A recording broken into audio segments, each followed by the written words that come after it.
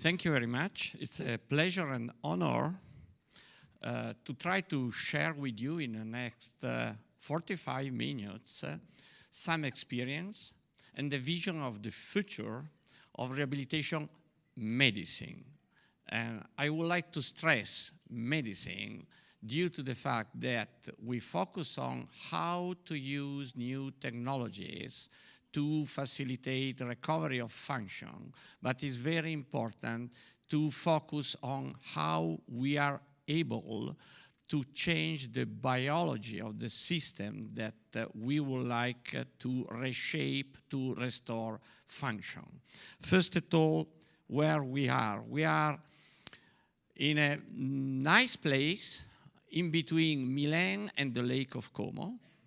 The name Villa Beretta is due to the fact that this historical villa is a donation to our non-profit organization 70 years ago. And on the hill, we build up under the ground floor of the villa, the hospital. We have 100 beds plus outpatient clinics. And inside this hospital, we have bioengineer center, we have all the neuroradiological facilities, MRI, CT scan, everything in, and 200 people work in this rehabilitation center. And more and more, we start around 25 years ago to try to introduce technologies in rehabilitation, and maybe around 40 years ago, we start with mechanical ventilation, non-invasive mechanical ventilation in neuromuscular disease, muscular dystrophy and so on. And 25 years ago, we start to introduce new technologies starting typically from Locomat, but particularly we start very early a collaboration with Polytechnic of Milan. And now we have joint lab inside our rehabilitation hospital, joint lab with Polytechnic of Milan. Very recently, we signed an agreement for the next 20 years, and we will develop inside Polytechnic of Milan 1,000 meter square lab just for robotics and so on. We have a joint lab with the Italian Institute of Technology, with Robotic Institute Sant'Anna Pisa, with National Council of Research, and particularly we have collaboration with neuropsychologists in Lausanne and in Hamburg with Cristina Becchio, focus on intention of movement. Then we try to mix biology, neuropsychological approach, and philosophical approach of the treatment. We have a lot of facilities inside. We have for the lower limb, upper limb, balance control, virtual reality and so on, different technical solution. The key point is that we need a trip for the patient, able to support the patient in a different way. In the same patient, we use a lot of different technologies, obviously, and it's very important how to use it. And finally, we have to start our journey exactly from the typical situation when we don't have any technological solution. This is a stroke patient are the most important patient that we have to follow in terms of number of stroke patients that we follow each year. And typically the problem is stand up, try to maintain standing position, try to control gait, try to control your hand, and so on. And the speakers start saying, we would like to reduce the effort of physiotherapists. I would like just a bit to change. Obviously, we need less effort of physiotherapists, but we need something more specific for the problem of the patient. Exercise is a drug. When you have hypertension, you use more than one drug. And this is exactly the same when we would like to restore function. Why?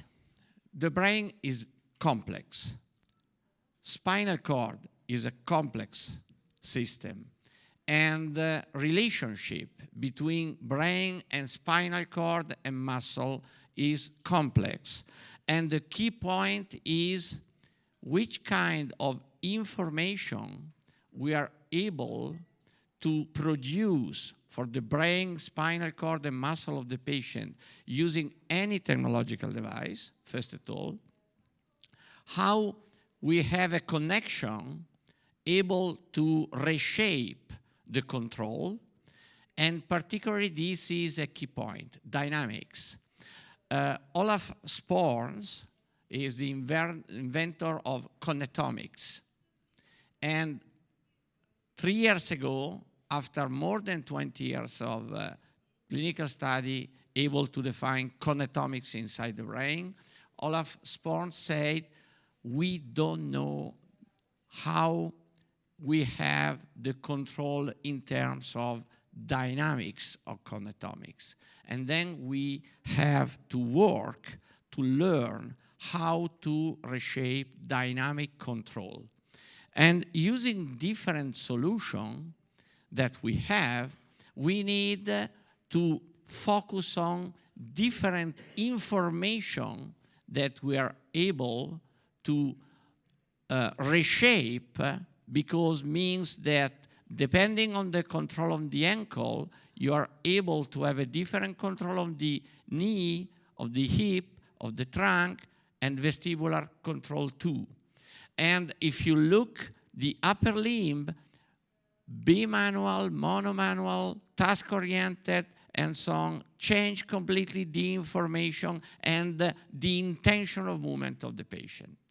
Then we need more information, more precise, different information to be able to reshape the motor control.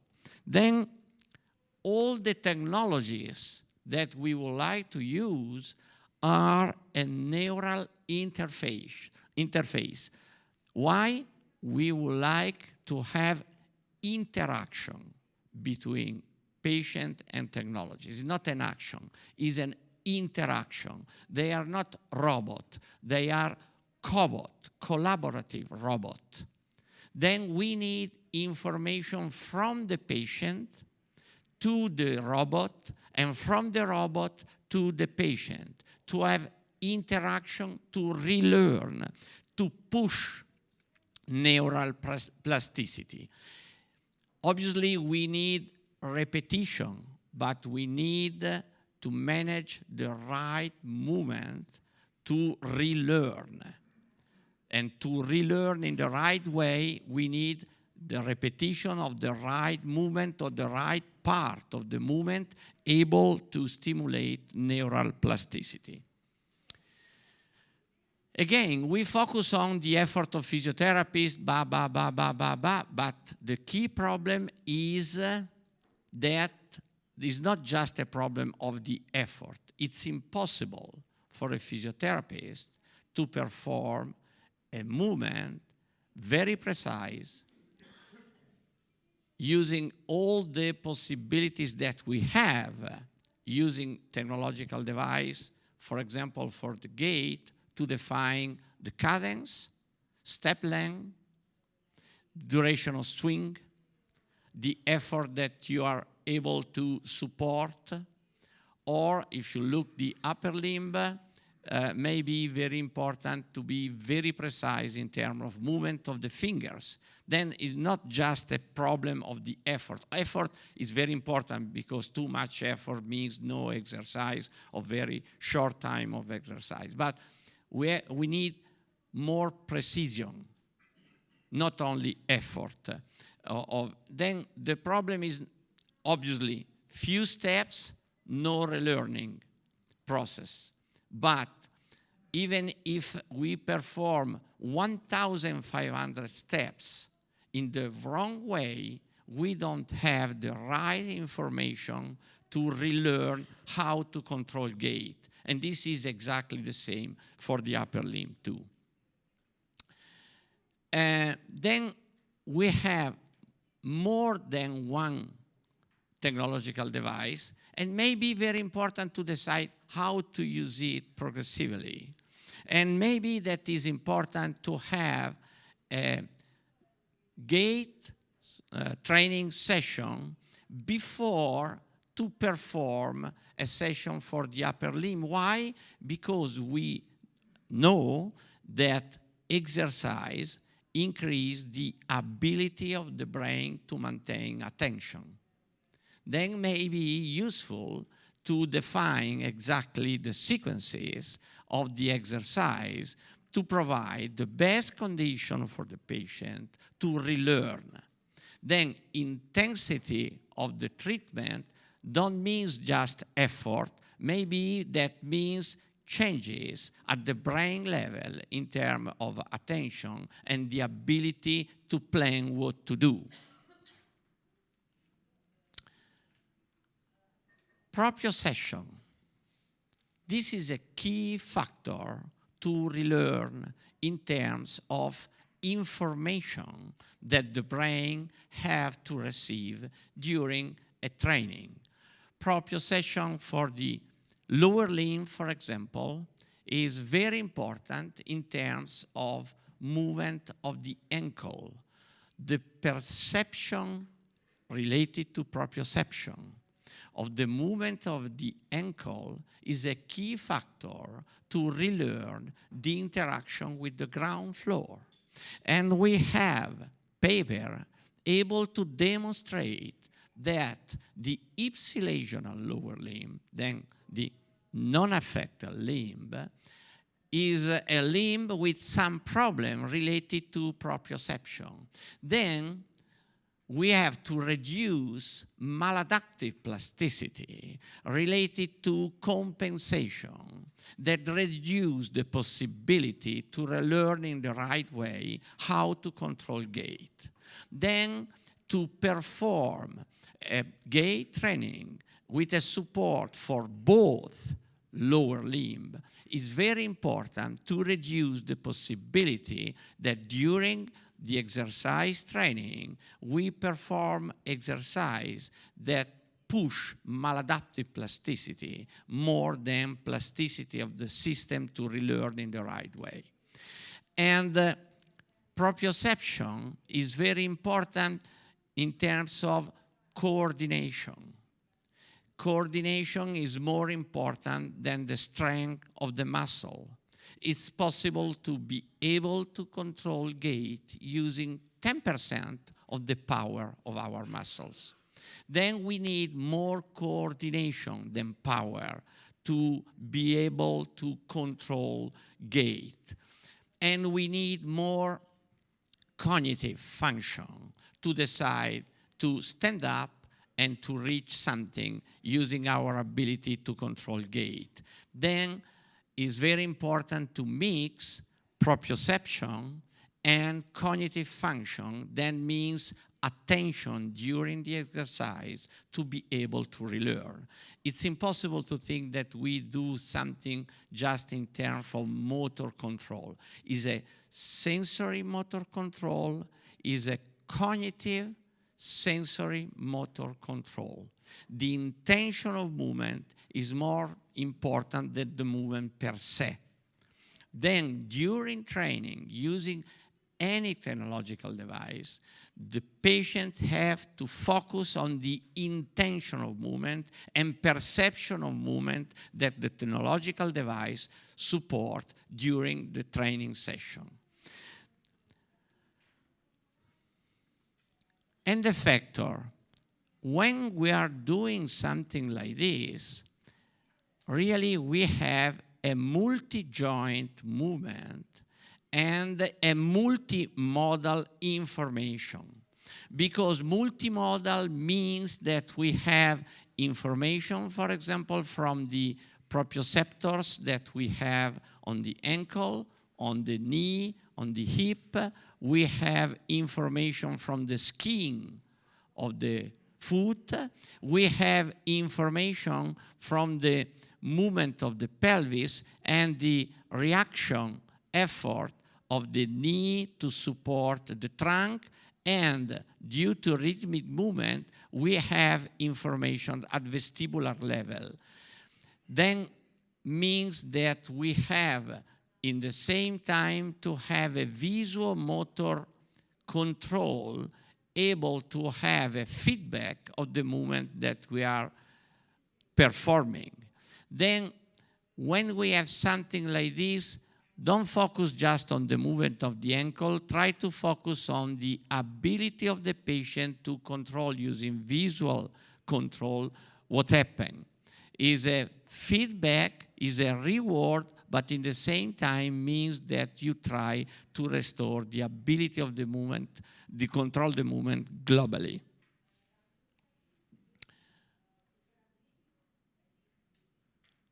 This one is very important if you compare end effector with any other technological device. We use more than one system to restore gait. We use typically wearable robotic system for overground training. But in the same patient, we perform a part of the training exercise using end effector and a part of the training using wearable robotic system for overground gait training. Why? Because the overground gait training is very important in terms of vestibular and visual motor control and global control, because you are free to move around, but you don't have the possibility to stress the movement of the ankle and the reaction between ankle and knee and hip. Then you have to mix this experience and this exercise to reshape the motor control of the patient. And the pelvis is very important in terms of coordination between lower limb and trunk. And this dynamic body weight support reproduce some rhythmic movement that you stress when you start to use the wearable robotic system for overground training. This is exactly the same if you reduce the gravity using a system like this one when you have a different level of control. Then,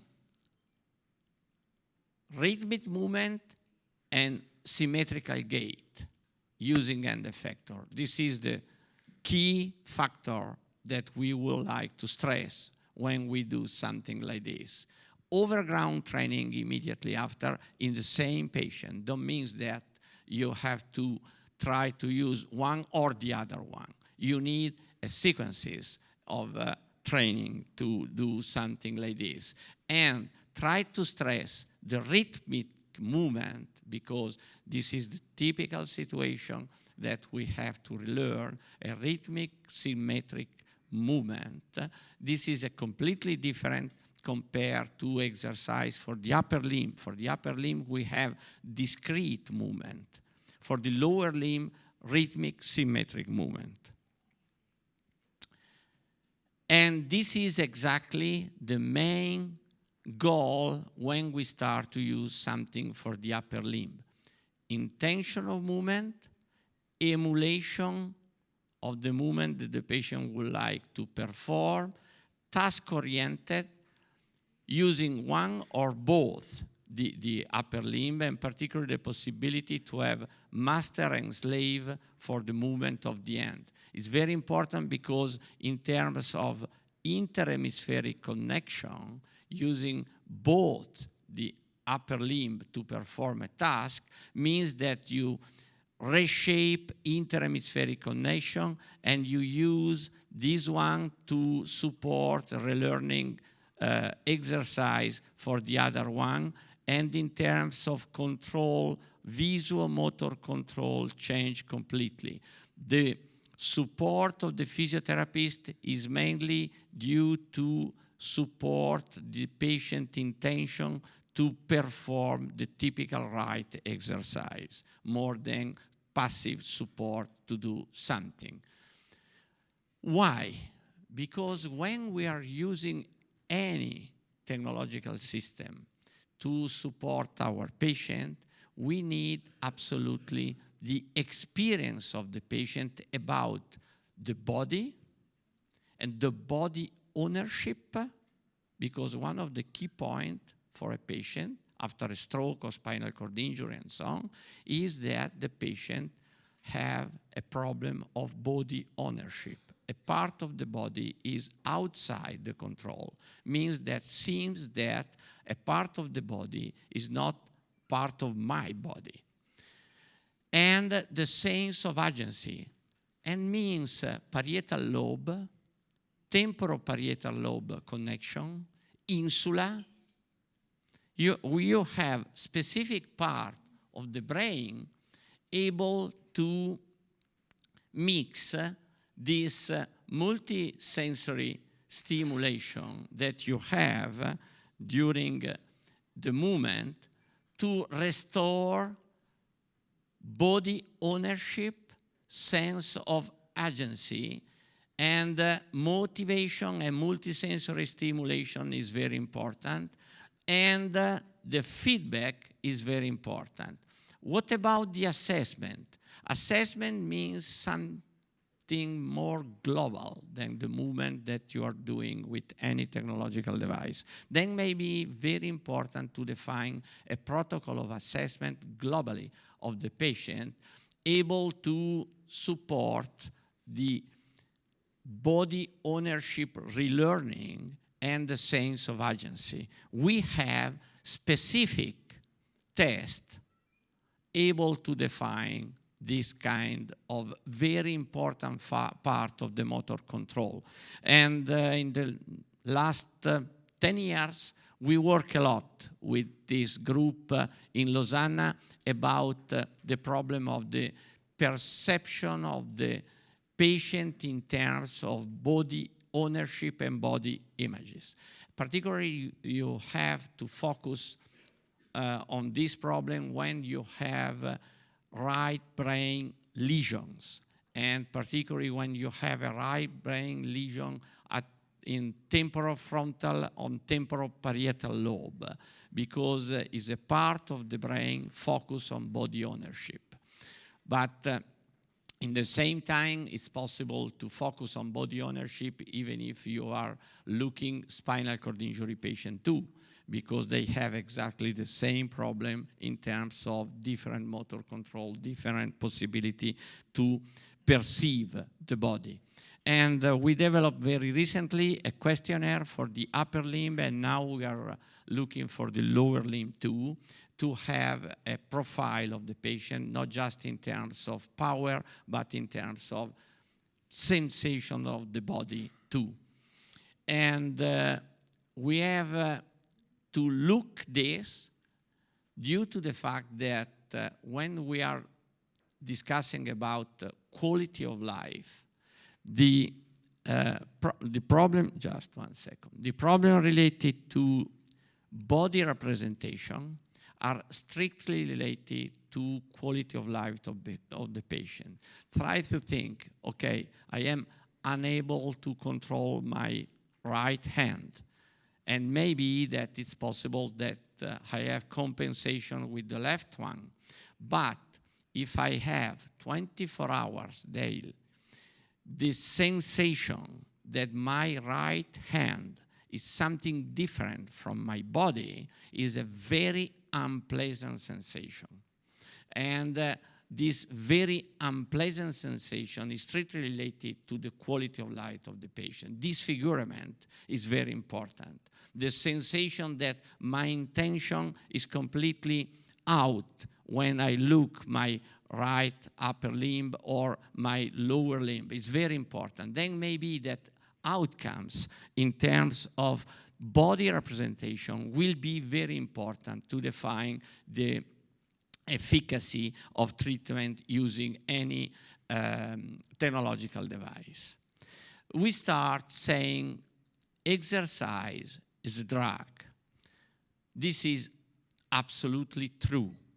And one of the most important research program of NIH, until Trump start to reduce this one maybe, is a very important research program focused on the molecular transducers related to physical exercise.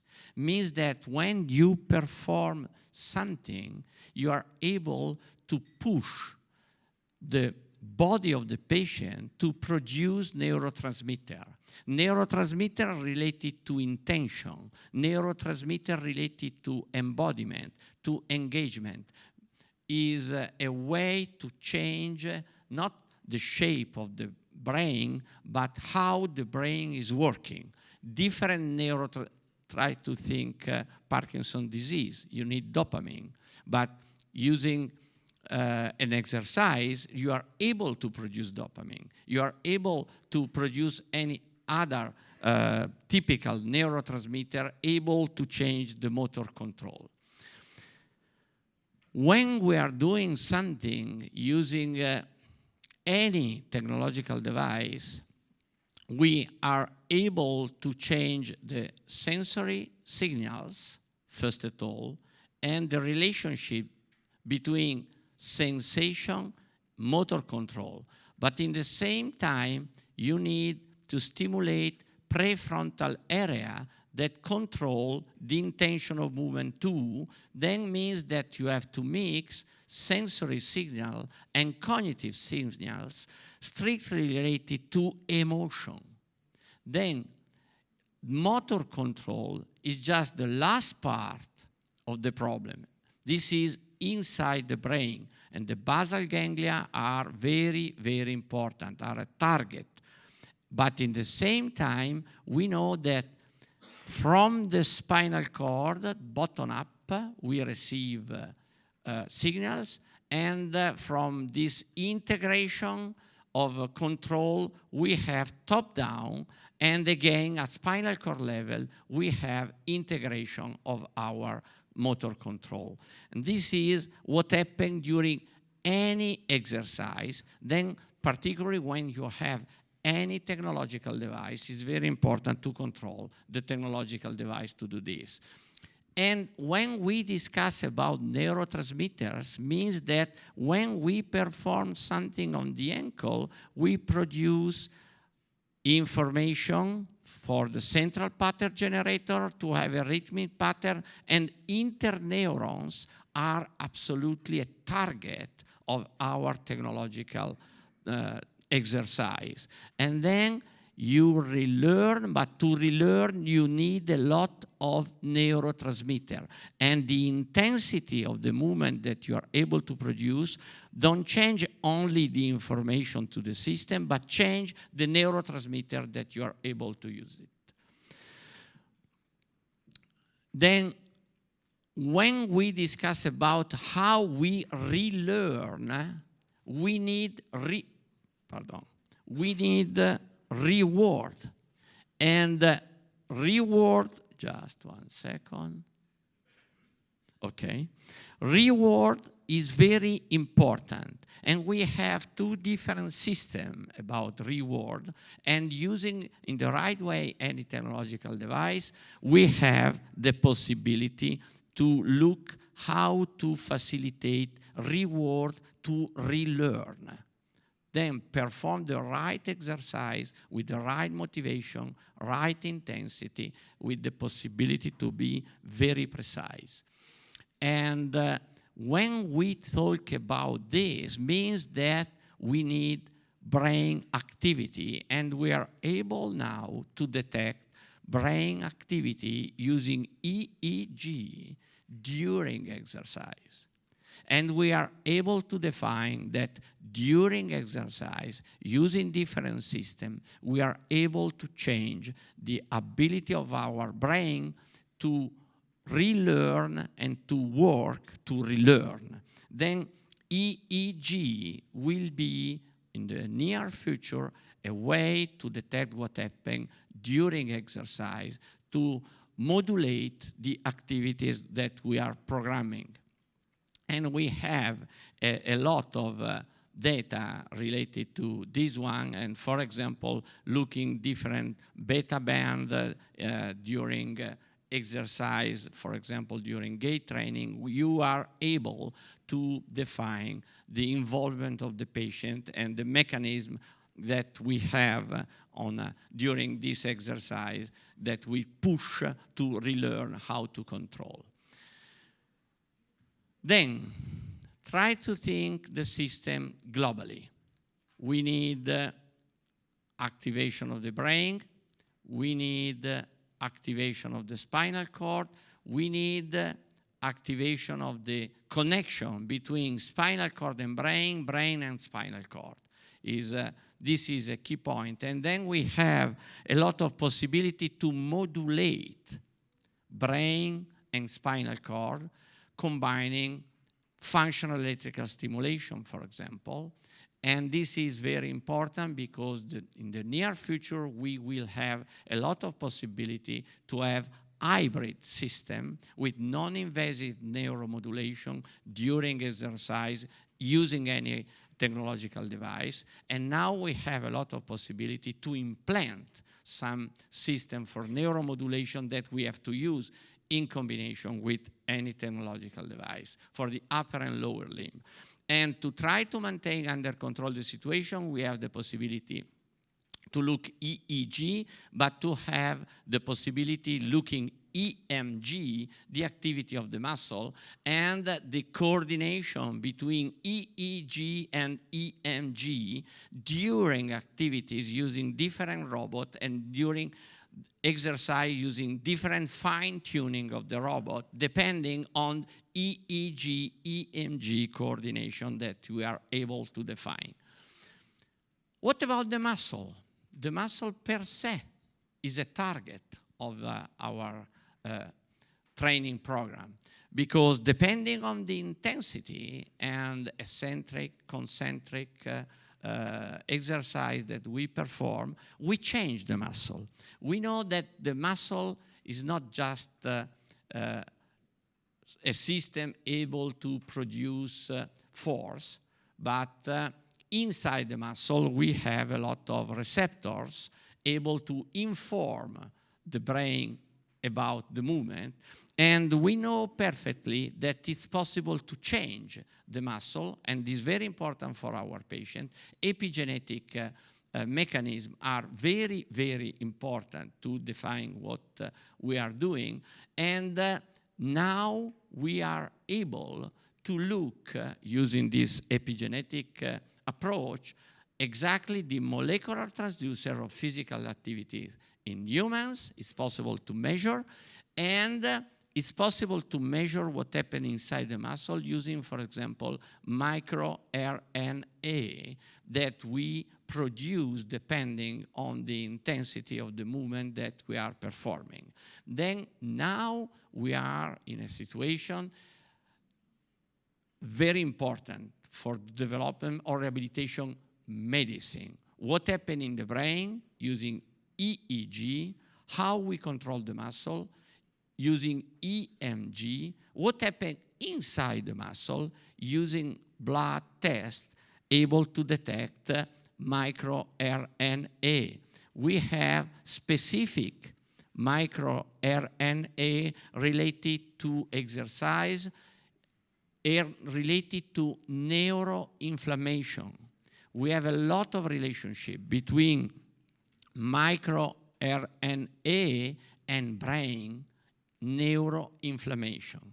That means that when we perform an exercise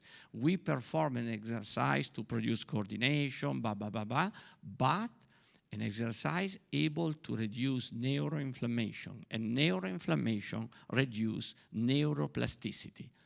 Then means that the target of the outcome will be the blood of the patient, not only the brain, not only the muscle, but inside the body of the patient.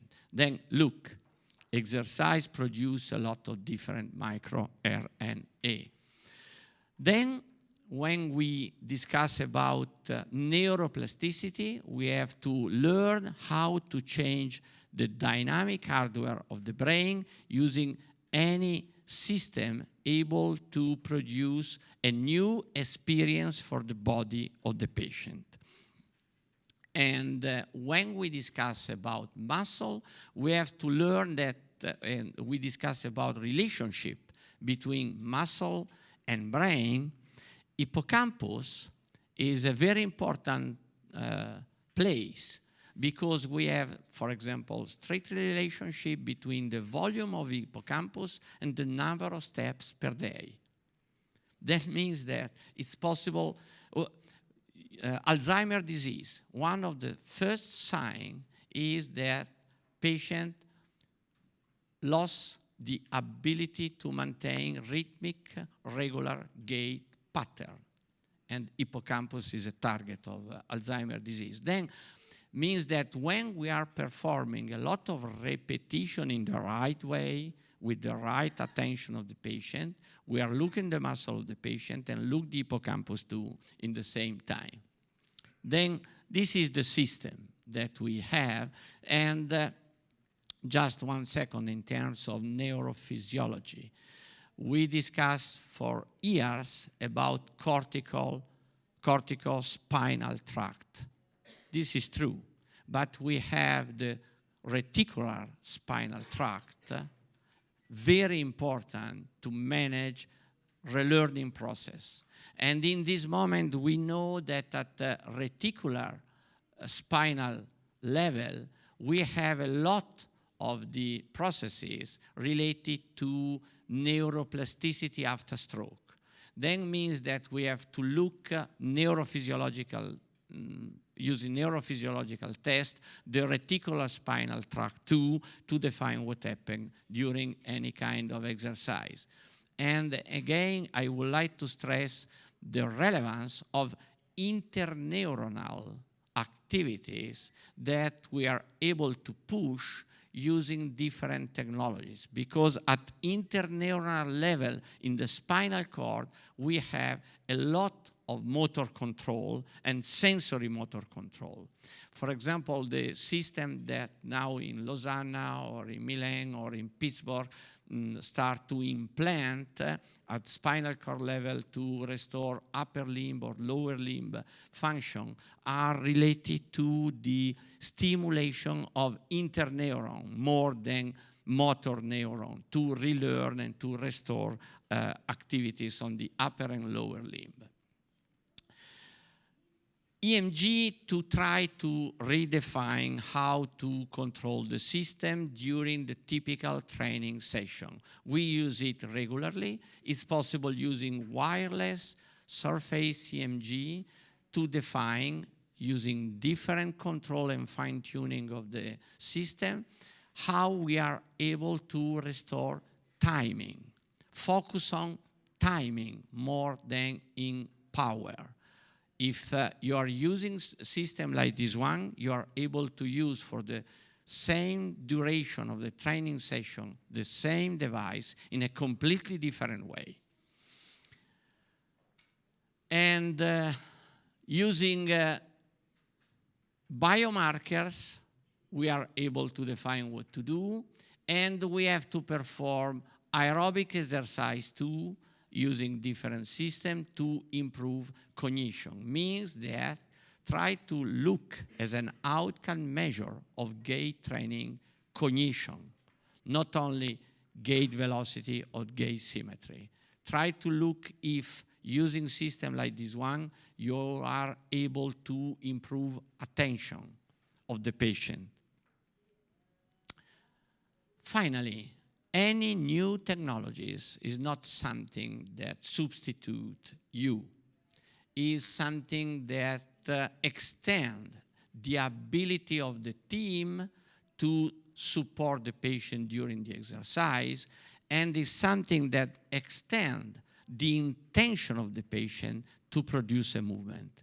Is in between the technological support, between the patient that have to collaborate with robot, and physiotherapists, physician, speech therapists, and so on, and neuropsychologists that have to use technologies to interact with the patient. Then technologies is something in between.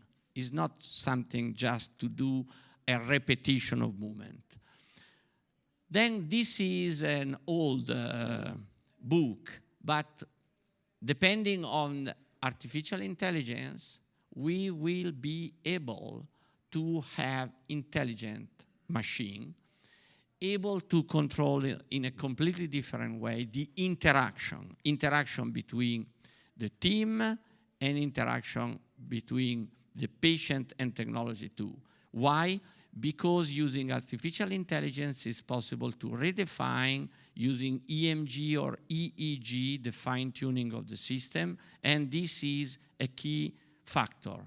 Will be the physiotherapist without any information from the patient during exercise able to define the right fine-tuning of the system? I think really no.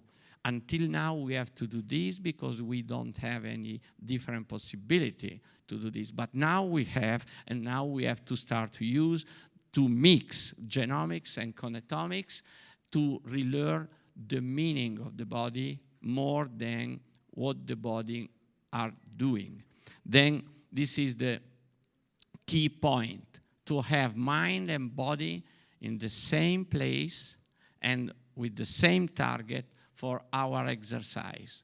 That means that using different technologies is possible to relearn how to shape neuroplasticity, to reduce maladaptive plasticity. It's possible to learn that conventional treatment is something completely different from technological support of the treatment. In this moment, randomized control trial to compare conventional treatment versus technological treatment are two different stories, completely different stories. And robotic technologies to shape the biology of the system and try to use artificial intelligence to personalize the treatment during the journey of the patient in subacute phase, but in chronic phase too. Then I would like to thank you for your attention, and I am completely open to any question. Thank you very much.